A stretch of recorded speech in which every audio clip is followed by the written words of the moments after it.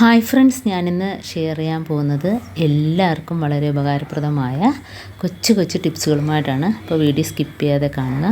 അതേപോലെ എൻ്റെ ചാനൽ ആദ്യമായിട്ട് ആരെങ്കിലും കാണുന്നവരുണ്ടെങ്കിൽ പ്ലീസ് ഒന്ന് സബ്സ്ക്രൈബ് ചെയ്ത് സപ്പോർട്ട് ചെയ്യാനും കൂടി മറക്കരുത്. അപ്പം നമുക്ക് ഇന്നത്തെ ടിപ്സിനൊക്കെ ആവശ്യമുള്ള സാധനങ്ങളാണ് ഞാനിപ്പോൾ കാണിക്കുന്നത്.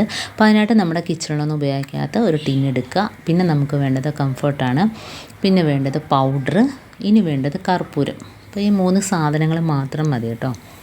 അപ്പോൾ ഇതിൽ നമുക്ക് ഫസ്റ്റ് ടിപ്പ് കാണിക്കുന്നതെന്ന് വെച്ചാൽ, നമ്മുടെ ഷർട്ടൊക്കെ അയൺ ചെയ്യുമ്പോഴത്തേനും നല്ല രീതിയിൽ നമുക്ക് ഒരു നല്ലൊരു മണവും കിട്ടും. നമ്മുടെ ഷർട്ടിനൊക്കെ നല്ല ഒരു രീതിയിൽ പടപടാന്നിരിക്കാൻ വേണ്ടിയിട്ട് നമുക്ക് ആദ്യം കുറച്ച് വെള്ളത്തിനകത്തോട്ട് കുറച്ച് കംഫർട്ട് ഒഴിച്ച് കൊടുക്കാം. അപ്പോൾ ഒരു 1/2 ഗ്ലാസ് വെള്ളം ഞാൻ എടുത്തിട്ടുണ്ട്, അതിനകത്ത് കുറച്ച് കംഫർട്ട് ഒഴിച്ച് കൊടുത്തിട്ടുണ്ട്.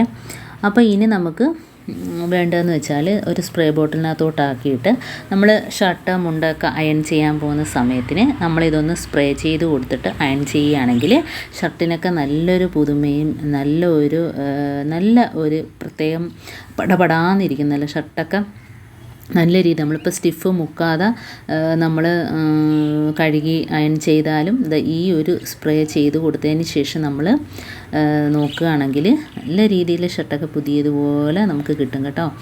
അതേപോലെ നമ്മൾ ഇതുപോലെ തേച്ചതിന് ശേഷം നമ്മൾ ഹാങ്കറിനകത്ത് ഇടുക. പെട്ടെന്ന് തന്നെ നമ്മൾ തേക്കുമ്പം ഈ ഒരു നനവ് ഉണങ്ങി കിട്ടും കേട്ടോ. നല്ലൊരു മണമാണ് ഷർട്ട് എടുക്കുമ്പോഴൊക്കെ, നല്ലൊരു മണമാണ്. അത് മാത്രമല്ല, ഷർട്ട് ഞാൻ കാണിച്ചു തരാം. തേച്ച് കഴിഞ്ഞതിന് ശേഷം നമുക്കിതുകൊണ്ട് ആ ഒരു വ്യത്യാസം നമുക്ക് മനസ്സിലാക്കാനായിട്ട് പറ്റും. കണ്ടോ നല്ല രീതിയിൽ ഇരിക്കുന്ന കണ്ടോ, ഷർട്ടൊക്കെ നല്ല പുതുമയിൽ നമുക്ക് കിട്ടും കേട്ടോ. അപ്പോൾ ഇതുപോലെ ഷർട്ടോ മുണ്ടോ ഒക്കെ ഉണ്ടെങ്കിൽ ഇതുപോലെ തേച്ച് കൊടുക്കുക. സ്പ്രേ ചെയ്തിട്ട് കംഫർട്ട് സ്പ്രേ ചെയ്ത് തേച്ച് കൊടുക്കുക. കണ്ടോ, ഉണങ്ങിയതിന് ശേഷം നോക്കിയേ. അപ്പോൾ ഇതുപോലെ ചെയ്യുക.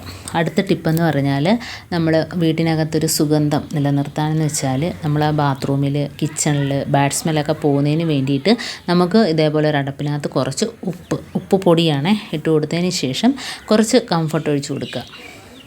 അപ്പോൾ ഈ ഒരു സാധനം നമുക്ക് കിച്ചണിനകത്തോ വാഷ് ബേസിനിലോ എവിടെയാണെന്ന് വെച്ചാൽ വെക്കുക. ഒരു ബാഡ് സ്മെല്ല് പോയിട്ട് നല്ലൊരു മണം കുറേ ദിവസത്തേക്ക് നമുക്ക് നിൽക്കും കേട്ടോ. അപ്പോൾ നല്ല ഇതേപോലെ 2-3 അടപ്പിനകത്തോട്ടാക്കിയിട്ട് നമുക്ക് എവിടെ വേണേലും ഇതുപോലെ വെച്ച് കൊടുക്കാം.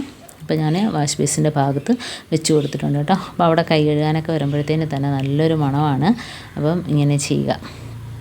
അടുത്ത ടിപ്പെന്ന് പറഞ്ഞാൽ, നമ്മൾ കുട്ടികളൊക്കെ വെള്ളം കൊണ്ടുപോകുന്ന കുപ്പികൾ, അതേപോലെ ഫ്ലാസ്കുകൾ, പ്ലാസ്റ്റിക്കിൻ്റെ ആണെങ്കിലും ശരി, അതിനകത്ത് എപ്പോഴും ഒരു വഴുവഴുപ്പ് കാണും. അപ്പോൾ അത് മാറുന്നതിന് നമ്മൾ വെറും വെള്ളം ചൂടാക്കി ഒഴിച്ചാലൊന്നും രക്ഷയില്ല.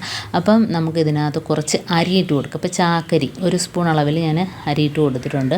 ഇനി നമുക്കതിനകത്തോട്ട് ബേക്കിംഗ് പൗഡറാണ് വേണ്ടത്. ഇങ്ങനെ ക്ലീൻ ചെയ്താൽ നമുക്ക് എപ്പോഴും ഇതേപോലെ ക്ലീൻ ചെയ്യണമെന്നില്ല. ആ ഒരു വഴുവഴുപ്പ് നമുക്ക് കുറേ ദിവസത്തേക്ക് കാണത്തില്ല കേട്ടോ. പിന്നെ കുറച്ച് ചൂടുവെള്ളം, ചെറിയ ചൂടുവെള്ളം, അതും കൂടെ ഒഴിച്ചു കൊടുത്തിട്ട് നല്ലോണം ഒന്ന് ഷേക്ക് ചെയ്ത് കൊടുക്കുക.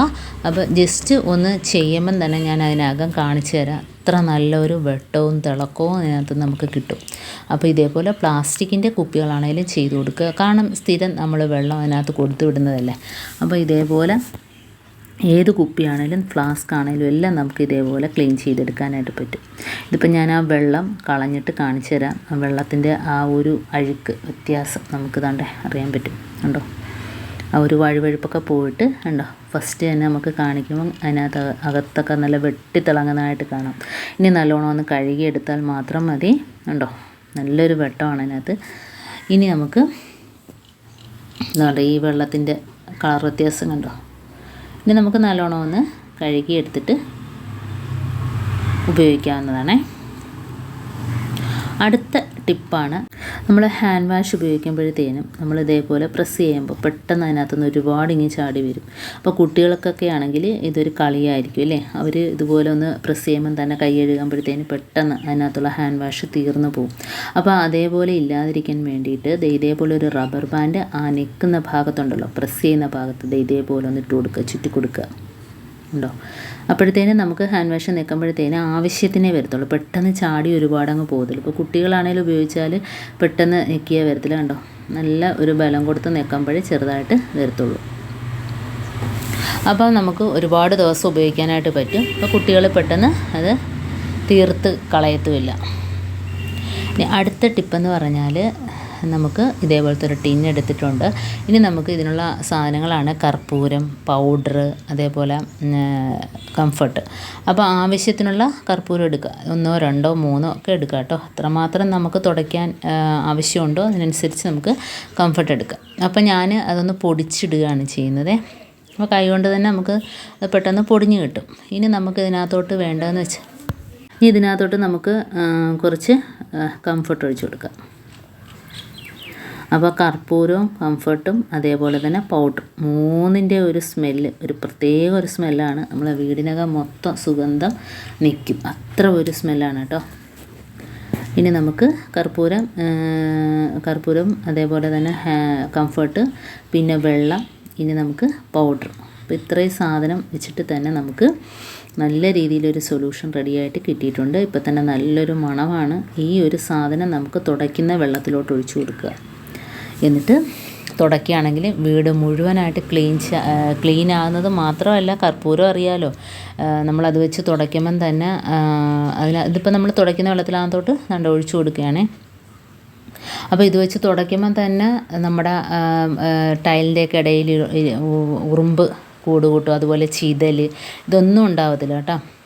അപ്പോൾ നല്ല രീതിയിൽ ക്ലീനായിട്ട് കിട്ടും ടൈലൊക്കെ. ഇതുപോലെ ഈ ഒരു വെള്ളത്തിൽ നമ്മൾ ബനിയൻ മുക്കിയിട്ട് നമ്മൾ എവിടെയൊക്കെ തുടയ്ക്കുന്നോ, നമ്മൾ ചിലന്തി വല അടിക്കുന്നോ, ബ്രഷിനകത്ത് ആ തുണി ചുറ്റിയിട്ട് ഈ വെള്ളത്തിൽ മുക്കി ആ ഒരു തുണി ബ്രഷിനകത്ത് മുക്കിയിട്ട് നമ്മൾ ചിലന്തിയൊക്കെ അടിക്കുകയാണെങ്കിൽ പിന്നെ ഒരിക്കലും ചിലന്തി ആ ഒരു സ്മെല്ല് അടിച്ചിട്ട് വരത്തില്ല.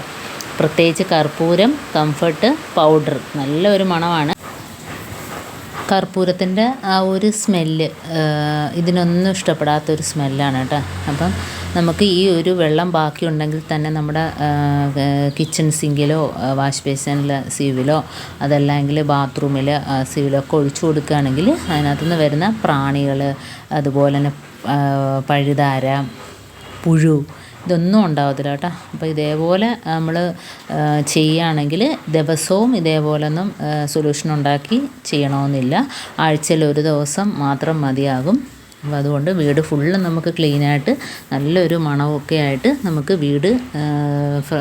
വീടിനകമൊക്കെ നല്ല ഫ്രഷായിട്ട് തന്നെ നമുക്ക് കിടക്കും.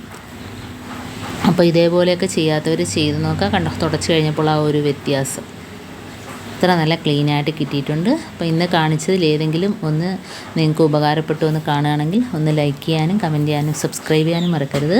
ബെല്ലൈക്കൻ എനേബിൾ ചെയ്യാനും മറക്കരുത്. എന്നാൽ മാത്രമേ ഞാനിടുന്ന ഓരോ വീഡിയോസും നിങ്ങളുടെ മുമ്പിൽ നോട്ടിഫിക്കേഷനായി എത്തുകയുള്ളൂ. അപ്പോൾ ഇനിയും ഇതുപോലുള്ള നല്ല നല്ല ടിപ്സുകളുമായിട്ട് വീണ്ടും കാണാം. അതുവരേക്കും താങ്ക്സ് ഫോർ വാച്ചിങ്.